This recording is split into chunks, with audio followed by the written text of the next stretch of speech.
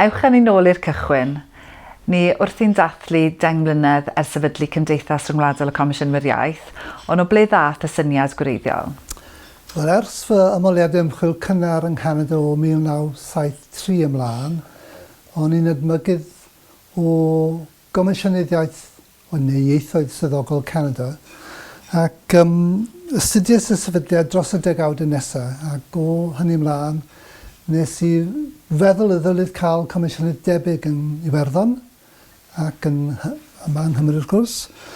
Ac fel rhan o'r rhaglen ymchwil Act to Action yn nes i gyda Pador Fflata a Sif Sandberg, oedd yn craffu ar ddeddfwriaeth yn y Ffindir, Iwerddon ac yng Nghymru. Ac penderfynodd Pador Fflata ar efinau trefnu gynhadledd rhyngwladol ar hawliau iaith i'w chynnal yn Nilyn yn Mai 2013 mewn cydweithrediad â Siôn O'Crain, sef Comisiynydd Iaith cyntaf Gwyddeleg.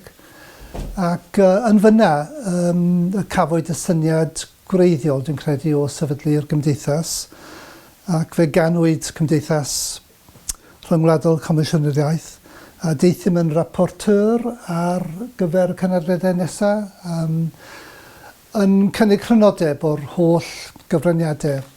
Ond o'n i'n benderfynol iawn o gael rhyw fath o rwydwaith mwyn pwyso i wedi gwir ar y byd rhyngwladol i greu mwy o statws i'r ieithoedd oedd yng Nghymru ac yn Iwerddon falle hanner swyddogol yng Nghanada yn amlwg yn swyddogol iawn.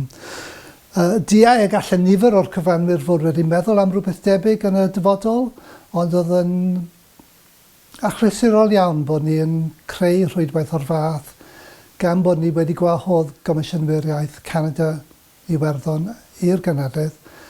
Ac felly trwy arweiniad Siôn O'Crain a Graham Fraser fe gafwyd cyfansoddiad, amserlen gwaith, rheolau pwy oedd yn debyg o fod yn allu fod yn aelod o'r gymdeithas.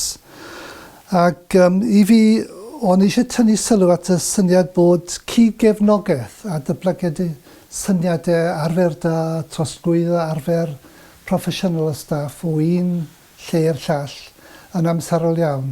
So dyna oedd ysbardun, sef ein hawydd ni i greu rhywbeth barhaol ac nid jyst achlysurol. A wedyn, un o'r dasgu gyntaf ges i oedd lunio agenda ymchwil.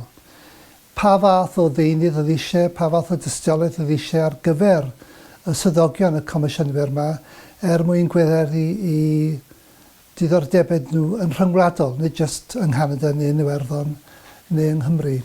Ac felly un o'r pethau amlwg a ddath o hwnna oedd trafodaethau ynghylch pwy allai fod yn aelod. Ar y pryd, fel y gwyddoch chi, bach iawn oedd y nifer o Gomisiynydd Iaith. Oedd yna nifer o Gomisiynydd rheoleiddio ar draws y byd, yn enwedig yn Ewrop, ond pwy a ddylai fod yn aelod gyflawn. Ac o'n ni fel grŵp yn trio sicrhau taw nid Canada ac orllewin Ewrop oedd yn dominyddu.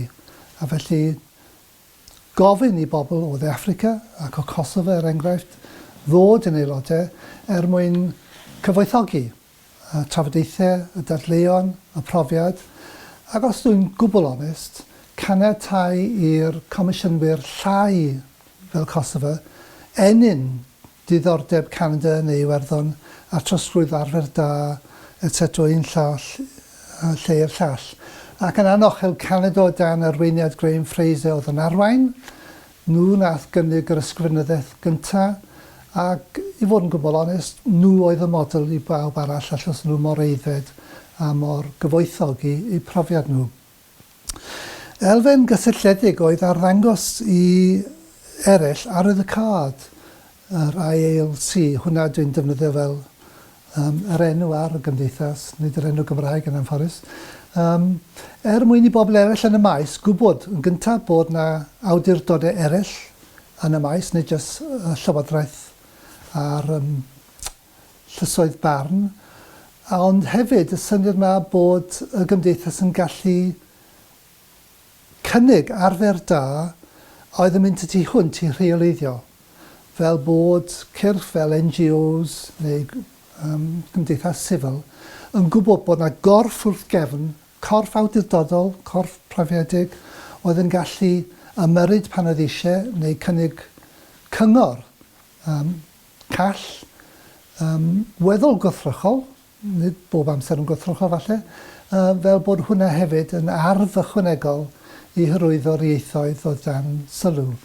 Ac un o'r pethau amlwg i fi wedyn oedd bod deunydd yr IALC yn cael ei lledu trwy'r we, trwy'r cyfarfodydd yma, fel bod bobl eraill yn gallu elwa ar eu profiadau nhw, achos wrth reswm, eu prif diddordeb nhw oedd y sefyllfa gatre yng Nghanada, New Brunswick, Inuit, Cymru, etc. Ond o'n i'n benderfynol fod y rhwydwaith i ledu syniadau call arfer da i lefydd eraill ac i asiantaeth eraill.